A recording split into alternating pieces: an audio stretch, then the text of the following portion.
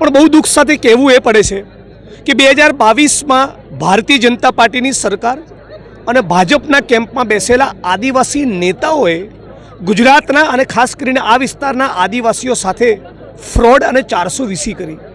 પાર Tapi river લિંકનો project નહીં થાય એવું કહીને ફટાકડા ફોડ્યા ચૂંટણીમાં લાભ ખાટવા, અને જેવી ચૂંટણી પતી ગઈ 1 લાખ આદિવાસીઓને બેઘર કરવાનો, એમને એમના મૂળમાંથી ઉખેડી ફેંકવાનો પાર તાપી રિવર લિંકનો પ્રોજેક્ટ કરીશું એવી હમણાં તાજેતરમાં જાહેરાત કરી. આ દર્શાવે છે કે ભારતીય જનતા પાર્ટીની સરકાર જેટલી ઓબીસી, જેટલી દલિત વિરોધી છે એટલી જ આદિવાસી વિરોધી પણ છે.